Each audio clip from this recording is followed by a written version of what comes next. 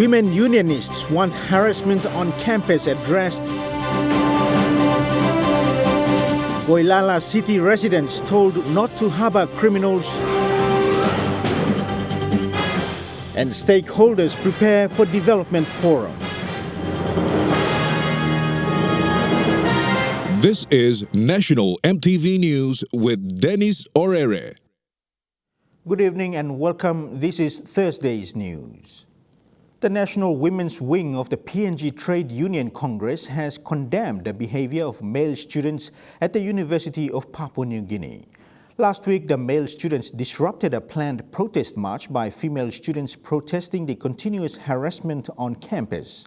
They also attacked the media and demanded an apology for referring to them as thugs. In a news conference today, the women representatives from the Trade Union Congress called on the university administration to take drastic actions against unruly students. Yana Zoriri with more. On Tuesday last week, the university's female students staged a peaceful protest calling for an end to sexual and verbal harassment on campus. The staged protest put the administration and council on notice, with many people rallying behind the female students, calling for immediate actions to be taken. And today, the union, through its women's wing, echoed similar stance. As a public institution that belongs to all Papua New Guineans, which is largely funded by workers, half of which are women, we demand drastic actions and responses from the university administration, DHEST, and all other authorities who should be concerned about such uncivilized behavior. The union also commended the female students for staging the protest, which has brought to light what has been happening on campus. Young women who are attending UPNG, I commend you for taking this step. Not only speaking out, but taking action that has now demanded remedial action from the authorities. The university's council is now in charge of security on campus and have also appointed Commodore Peter Ilau as strategic advisor to the council, Jeffrey Vaki as the interim chief of security, and Iva Koisen as legal advisor and investigator into all incidents of harassment and intimidation on campus. The appointment is the council's way of addressing campus safety and security issues. When we asked the union on their thoughts about this action, this is what they have to say. To get a true reflection of students' cry, just picking people out from the outside is not good enough. You must get students' involvement. Students need to be involved. Students' leaders need to be involved. Just picking and choosing just because something happened is not good enough. There were students who brought it to light. Who are these students? They need to be involved. They know what's happening in their place of study, in their place of learning. It's a must that students must be involved. If students have ideas on how to fix these issues, their ideas must be tabled. Yana Zoriri, National EMTV News. The Development Forum is the next big step to be taken by all stakeholders before the Porgera mine is reopened for operation. Barrick Chief Executive Mark Bristow says this will capture and position all affected landowners to raise concerns as well as identify benefits of the mine. As preparations are underway, Barrick CEO Mark Bristow says it will cost around $180 million to restart the mine. It's been more than a year since the closure of the Porgera mine in Enga province, with the state agreeing for Barrick to continue production. The head of the company says the new Porgera deal is a new beginning for all stakeholders. He says ownership and economic participation is key. 53 to the government, 47 to BNL. So we've renegotiated a completely new structure. And so it's worth a lot of money to the landowners, the 10%. If we all work together and make sure that we are efficient in our mining, we keep the costs down, we keep the margins up, and Porgera should do that. And so that's good for everyone. The government made a bold stand visiting the valley to assure locals and the provincial government that the mine will soon reopen. With the mine's legal framework presented, it paves way as a guide for all stakeholders, but questions remain in particulars. The Prime Minister says the Development Forum will clear grey clouds over benefits and other concerns. Development Forum also something may be seen on a process. Landowner differences have prevailed in the past years. The LMP and SML groups have pulled in different directions over the mine's benefits. With the focus now turned to the Development Forum, Finance Minister said John Pundari has appealed to all affected landowner groups. Now after the Development Forum, when I'm yubla, please yubla scale him good. Yubla no can fight namelo yubla yet. I'm not time blow fight. Manisa ve die, light blow me bla me shot. Liglik where God and me walk him na give him you mean na put him on ground na you me ba mas long enia. Namelo yubla yet, yubla unite. Yubla must belisi. Yubla must walk 110. Misa ve time yubla cut him good. Yubla ogra ba mamas. The developer says talks have begun to align and focus operation in the second quarter of the year. Despite the tough economic times, Barrick is confident to compete with other mines and see Porgera up and running. We're starting to plan the pre-start because you can imagine there's a lot of work to be done to get this mine back up and running. And the other challenge is the rest of the world's mining is in a boom. So we have to compete with a very hot industry at the moment. Jack Lopawe Jr., National EMTV News. After more than 30 years of neglect, the Mendi to Tari Road will see an upgrade and sealing. Southern Highlands Governor William Powie says the national government has finally heard the cries of people in the two oil and gas resource provinces. The 85-kilometer stretch will cost more than 220 million kina. The Mendi to Tari Road is a national highway. For years, this road has been neglected despite being the only link for two provinces that host major oil and gas projects in the country. The Southern Highlands Governor says the road is vital. For a long time, it's a national highway, it's not a provincial highway. And so, part of the LNG and part of the other programs that we've had, we were talking about sealing that part of the highway. An agreement was signed recently to execute funding and project scope by contractors. The Mendi to Tari Road is more than 85 kilometers of stretch. Two local companies will lead other contractors to ensure the road is upgraded and sealed to standard. Governor Powie said this is a major impact project. And I'm very happy that one of the dreams that I had to seal this road is at least kicking off. So, me like a shooting of people, Southern Highlands, na hela also. You may appreciate him, support him work on the ground, support the contractors to get this part of the missing link out of the way in terms of sealing. So it's connect PNG policy plan government, it's a long-term vision. This is one example. In other related issues, Governor Powie said the much-talked 4.27 Croton equity must be shared equally. He says over the years, Hela and Southern Highlands have remained intact to see this benefit released. We will announce this to the people of Hela and Southern Highlands, that the agreement has been signed and that this 4.27% Croton equity, together with the benefits of the PNG LNG, will be distributed and has already in paper agreed to by the Governor for Hela and Southern Highlands. We will announce this as a milestone achievement of the benefits distribution for both Hela and Southern Highlands in Mendi. Jack Lopawe Jr., National EMTV News. A rally hosted outside Mendi town by former Prime Minister and Yalibu Pangia MP Peter O'Neill has been condemned by Governor William Powie. Governor Powie said the rally involved character defamation and will not go unchallenged. The Southern Highlands Governor alleged a breach of election laws. Powie described the rally as political assassination by the former Prime Minister. We have differences in policies. We have differences in the way we believe, not to go and rubbish leaders and character assassinate.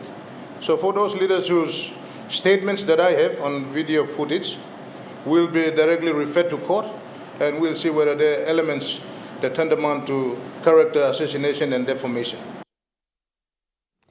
Among stories after the break, churches address COVID-19 vaccination and concerns raised on SME funding not benefiting rural women. Those stories and more when we come back. Stay with us.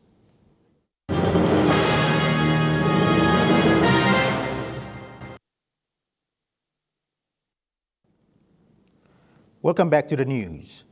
Member for Mosby South, Justin Kachenko, NCD Governor Powes Pakop, and member for Kairuku Hiri, Peter Isoaimo, yesterday met up with a handful of Goilalas at 2 Mile Hill in Port Moresby.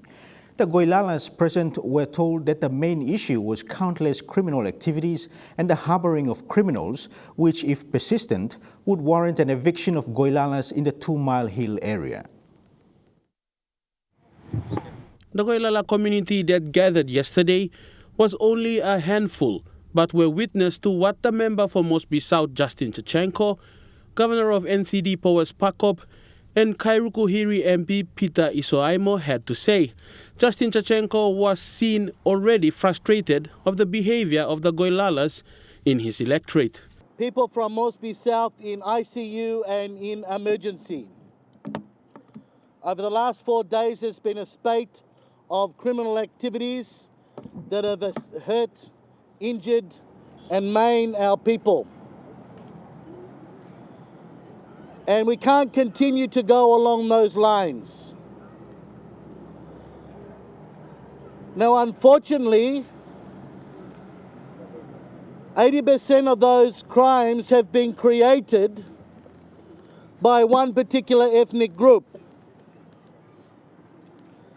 which has caused us great grief and great problems. And that's why all you leaders of Goilala are here today, to hear from the governor and from myself. Governor of NCD Powes Pakop told the gathered that this was not ethnic profiling or an attack on Goilalas, but a law and order issue. Very, very clear about what we are addressing. It's not about discriminating one ethnic group or profiling or hating or kind of some nogat. We are trying to solve a problem. And you remember us all get a piney whale or solving this a problem. Powes Pakop adding that Goilalas must not harbor criminals. Kind community here. You play young money causing problem. Only come in. You play hide him all. You play provide him comfort long all. You play hide him all the police. You play also take responsibility. Lord, heavy blood is a young man. So today now, me thinking also, you play community should seem heavy long young man inside the community below you. Because you give him cover. You allow him to walk him, there's a problem. You IT him the police.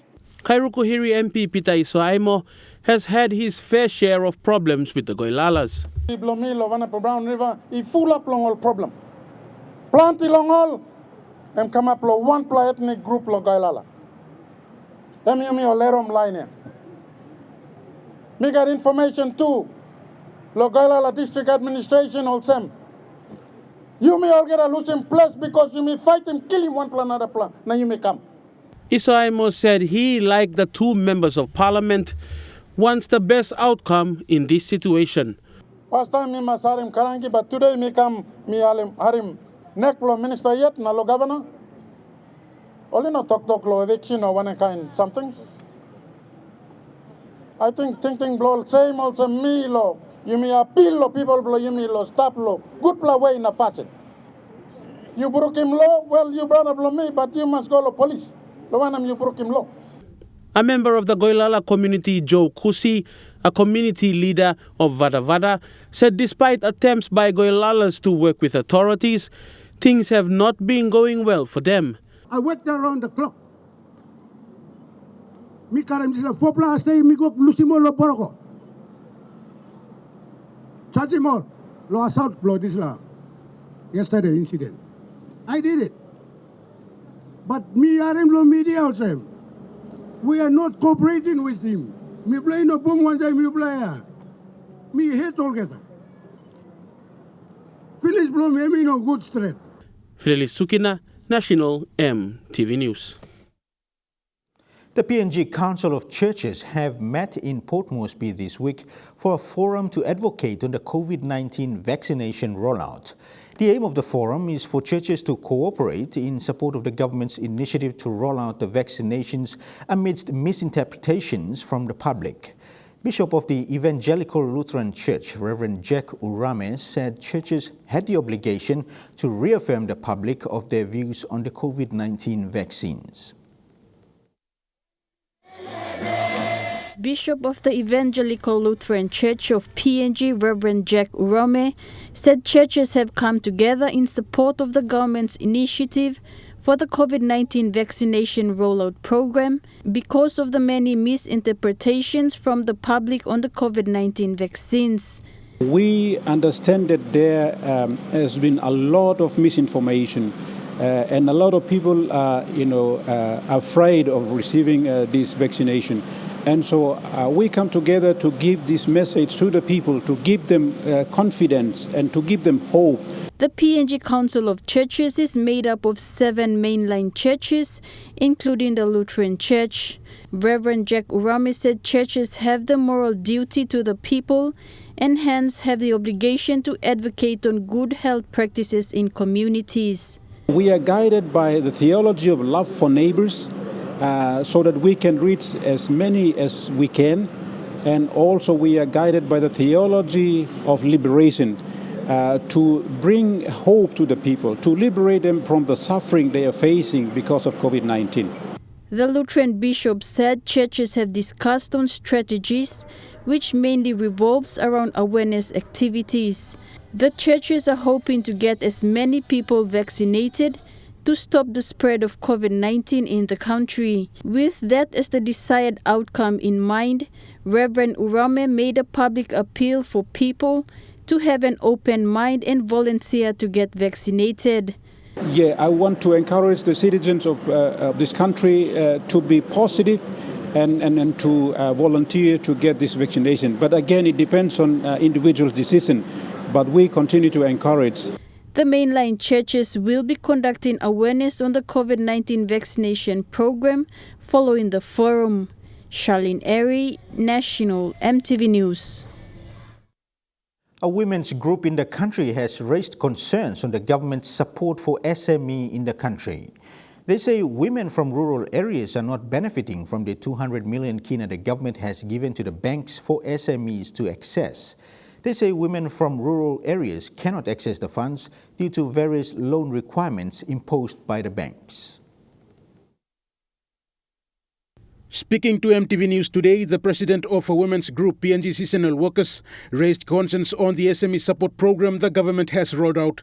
She says women from rural areas cannot access the funds from financial institutions due to various loan requirements imposed by the banks. We mothers are walking on the street. We are trying to meet the requirements. I've seen the mothers really going here and they're trying to organize themselves to meet the requirements. But when they are certified already through the financial literacy, and they are well equipped with all kinds of certificates, but for them to go there and to access this SME, it's really hard. The Png Seasonal Workers is a women's group established to support women venture into businesses. It has other affiliated groups with over 3,000 registered members. According to the president, various attempts by its members to get loans from financial institutions have been unsuccessful. This is because most women are financially illiterate and does not have a startup capital or other assets as security for the loan. They say only established SMEs are benefiting from this loan program and not women from rural areas. When I go to NEB to ask SME, they said no. Individually they will come and register the IPI and then cash flow and all these requirements you see. It is just making them really complicated. Existing business where they have the cash flow and everything like in order. So it's easy for them to go and get the loan from the commercial banks. But with the startup, they don't have the capital. And then they don't have the money to start or like equity or assets for them to guarantee them to get the SME loan. They are calling on the government to carry out more awareness program and financial literacy programs for women in rural areas. They also appeal to the government to introduce a reviewed policy framework that allows for all SMEs to have access to this SME support program. I'm calling on Prime Minister to take that money, 80 million for the women, back and divide it to the associations for the women only, so that we can give a report back to the government. So the existing business people are having the upper hand to roll it out for them. So I think I can say that they can really look at the policy for the grassroots people for them to roll them out so they can fit into that. Rayon Lakingu National, MTV News. A modern market facility recently built in Yanguru Sausia district is aimed at creating a safe market space for mothers at Tangori in the Numbo LLG. An economic investment, the mothers said, will give them the chance to generate income in a clean and hygienic environment. Unlike the house morata or traditional market set up along the Sipik Highway, this modern facility has electricity supply installed and will operate 24 hours. Under the district's highway market program, 2 similar market facilities were opened along the Sipik Highway in 2020. Local MP Richard Maru said this program is aimed at empowering women economically to address child nutrition, a silent pandemic that is costing PNG economy 5 billion kina annually. And now looking at the Nesfund market report, the kina opened unchanged at $0.2850 in the interbank market. At Bank South Pacific, your kina will buy $0.2775 $0.3595 Australian dollars, $0.3883 New Zealand dollars, and 30.10 Japanese yen. Looking at commodity prices at New York close, gold is trading lower, coffee closed higher, cocoa and copra closed lower, palm oil and copper closed lower, crude oil is trading lower. And on the stock market, the Dow Jones closed lower, the ASX 200 is trading lower, and the All Ordinaries is also trading lower. National MTV News continues with more stories after the break. Stay tuned.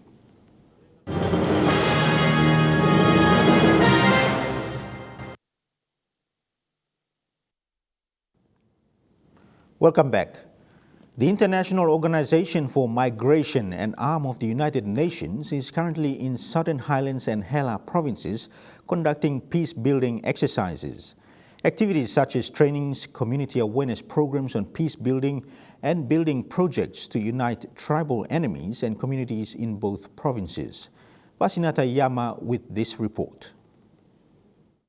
The IOM is delivering the training and awareness programs through the United Nations Peace Building Fund in partnership with all the UN agencies. Their focuses are on peace building in communities in Hela and Southern Highlands provinces who were affected by the 2018 7.5 magnitude earthquake and tribal fighting. IOM is training community leaders and facilitators the Community Peace for Development and Implementation Program.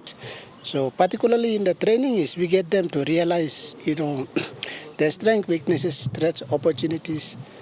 So they can, from there they will see for themselves, if I engage in conflict activities or tribal conflict activities, what will be the impact on my future generations? These participants will return to their respective communities and act as an agent of change through peace building. They have witnessed the killings of their loved ones and the closure of government services. The participants in Hela province said their greatest needs are road access for police to patrol the area so that there is normalcy and development can reach them.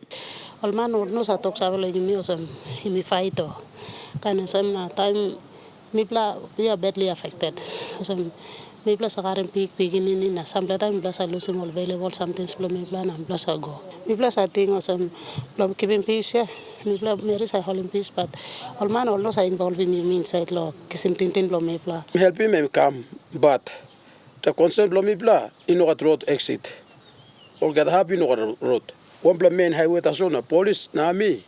Only come, or just run the highway tasol. The Southern Highlands Peace and Good Order Committees, who are among the participants, said the training has boosted their capabilities and knowledge in peace building. However, they needed the government support in terms of transportation, security, and be put on payroll. Mibla no kada one block car we got money alogerim. Mibla no kada one block profile office blow mibla around low sound rain once mibla go silly but said like kilometer is la problem. Work na maintain na appointment only give me blood sol. Lo give me blood lig mark also allowances blow me blood to all knows I give him. It's been quite a while that we've been lately but from now me looking most with the capacity building with the training that all work like him now go through him. Something about now. One of the IOM and United Nations peace building projects are the community halls and installing water tanks for easy access to getting drinking water. They have built community halls in the tribal fight affected areas as a way of uniting the people. Olga community mila sa bung stablo ya harem court medicine case law time I went been said it la house time place name or silver semana America. Vasinatha Yama, National EMTV News, Mount Hagen. Trukai Sports is next. All the details after the break. Stay with us.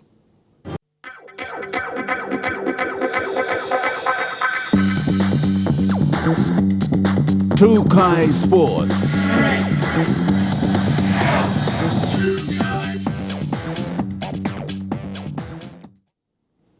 Welcome to Trukai Sports.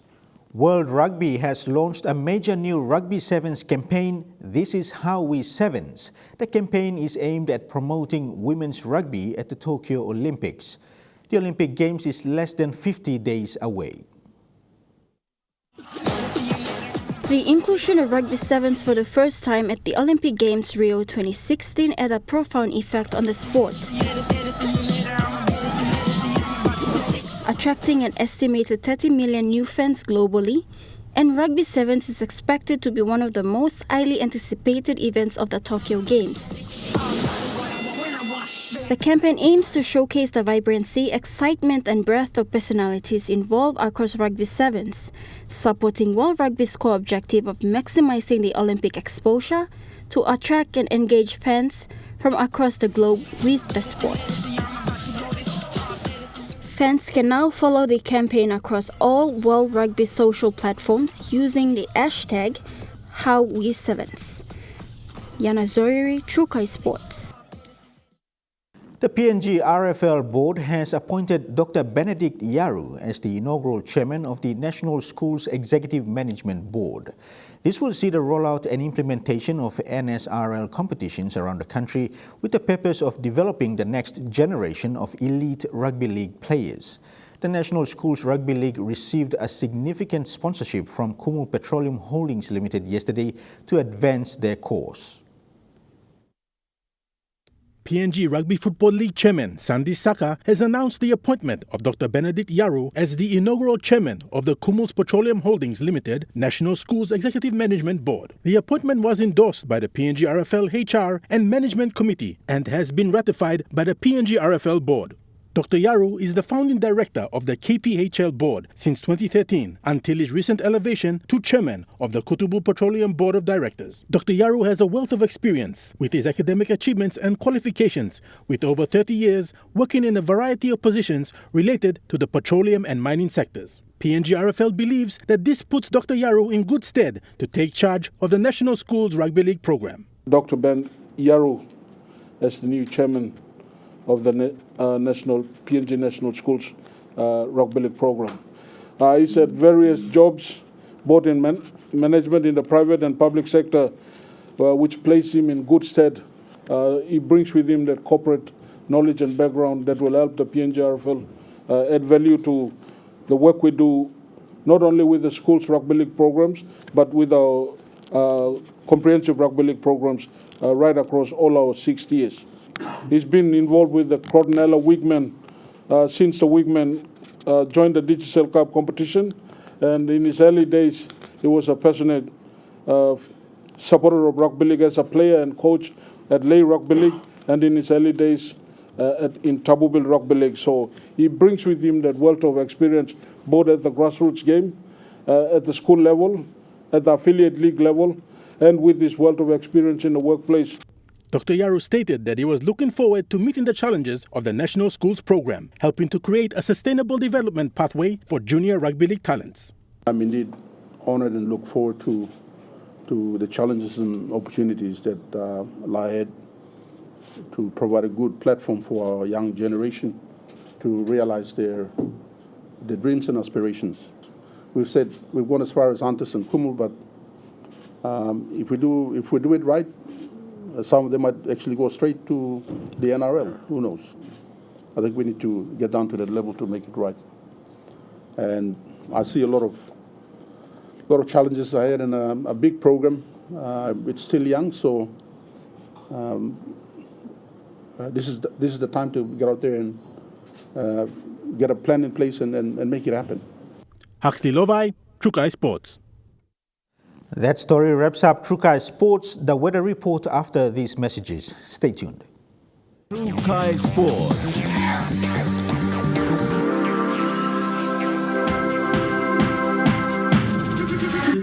Trukai Sports.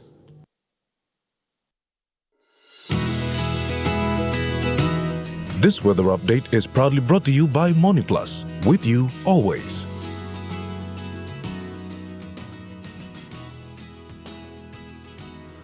Weather forecast for tonight and tomorrow. In the southern region, Port Moresby, fine, although cloudy at times. Daru, cloudy and windy with brief morning showers. Kerema and Popondetta, cloudy periods with patchy rain and a few showers for Alotau. In the Momasa region, Vanimo, partly cloudy. Wewak, cloudy with a few showers. Medang, brief overnight showers. Ley, cloudy periods with brief early morning showers. In the New Guinea Islands region, Lorengau, cloudy with a few morning showers. Some showers for Kavieng, few showers for Kokopo and Rabaul. Kimbe, brief showers. Buka, cloudy with a few showers. To the Highlands region, all centres to have partly cloudy with patchy rain, then morning fog.